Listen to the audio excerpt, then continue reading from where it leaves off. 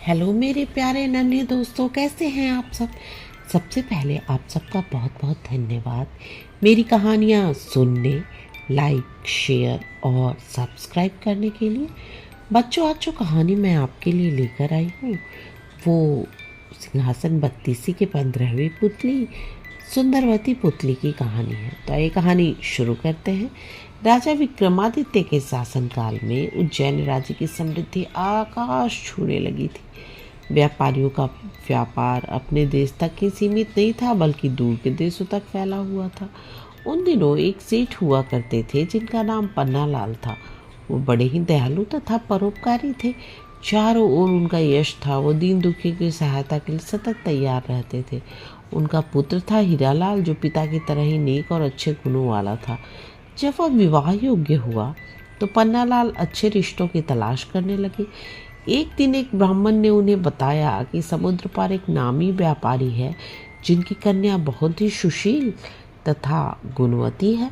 पन्नालाल ने फौरन उसने आने जाने का खर्च देकर कन्या पक्ष वालों को वहां रिश्ता पक्का करने के लिए भेजा। कन्या के पिता को रिश्ता पसंद आया और उनकी शादी पक्की कर दी गई। विवाह का दिन जब निकट आया तो मूसलाधार बारिश होने लगी। नदी नाले जल से भर गए और द्वीप तक पहुंचने का मार्ग अवरुद्ध हो गया। बहुत लंबा एक मार्ग था, मगर उससे विवाह की तिथि तक पहुंचना असंभव था। सेठ पन्नालाल के लिए ये बिल्कुल अप्रत्याशित हुआ। इस स्थिति के लिए वो तैयार नहीं थे, इसलिए बेचैन हो गए। उन्होंने सोचा कि शादी की सारी तैयारी कन्या पक्ष वाले कर लेंगे और किसी कारण बारात नहीं पहुंची तो उनको ताने सुनने पड़ेंगे और जगहसाई होगी। जब कोई हल नहीं सूझा तो विवाह तय कराने वाले ब्राह्मण ने सुझाव दिया कि वो अपनी समस्या राजा विक्रमादित्य के समक्ष रखे। उनके स्तबल में पवन वेग से उड़ने वाला रथ है और उसमें प्रयुक्त होने वाले घोड़े हैं। उस रथ पर 8-10 लोग वर सहित चले जाएंगे और विवाह का कार्य शुरू हो जाएगा। बाकी लोग लंबे रास्ते से होकर बाद में सम्मिलित हो जाएंगे। सेठ पन्नालाल तुरंत राजा के पास पहुंचे और अपनी समस्या बताकर हिचकिचाते हुए रथ की मांग की। विक्रम ने मुस्कुराकर कहा कि राजा की हर चीज प्रजा के हित की रक्षा के लिए होती है, और उन्होंने अस्तबल के प्रबंधक को बुलाकर तत्काल उसे घोड़े सहित वह रथ दिलवा दिया। प्रसन्नता के मारे पन्नालाल को नहीं सूझा कि राजा विक्रम को कैसे धन्यवाद दे। जब वो रथ और घोड़े सहित चला गया तो विक्रम को चिंता हुई कि जिस काम के लिए सेठ ने रथ लिया है, कहीं वो काम भीषण वर्षा की वजह से बाधित न हो जाए। उन्होंने माँ काली द्वारा प्रदत्त बेतालों का स्मरण किया और उन्हें सकुशल वर को विवाह स्थल तक ले जाने तथा विवाह संपन्न कराने की आज्ञा दी।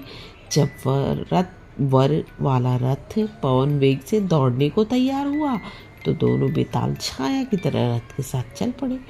यात्रा के मध्य में सेठ ने देखा कि रास्ता कहीं भी नहीं दिख रहा है, चारों ओर पानी ही पानी है। तो उनकी चिंता बहुत बढ़ गई। उन्हें सूझ नहीं रहा था कि क्या किया जाए। तभी अविश्वसनीय घटना घटी।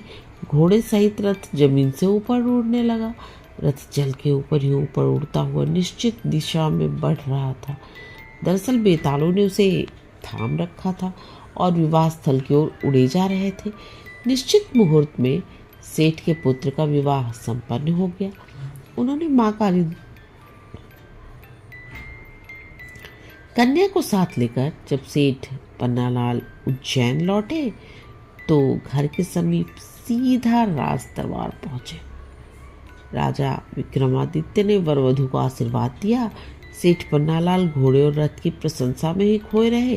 राजा विक्रमादित्य उनका आशय समझ गए और उन्होंने अश्व तथा रथ उन्हें उपहार स्वरूप भेंट कर दिया। तो बच्चों, अगर आपको आज की कहानी पसंद आई तो प्लीज़ मेरे चैनल को सब्सक्राइब करें और मेरे प्यारे नन्हे दोस्तों, आप आराम से सो जाएं और सपनों की दुनिया में खो जाएं। गुड नाइट मेरे प्यारे नन्हे दोस्तों, गुड नाइट।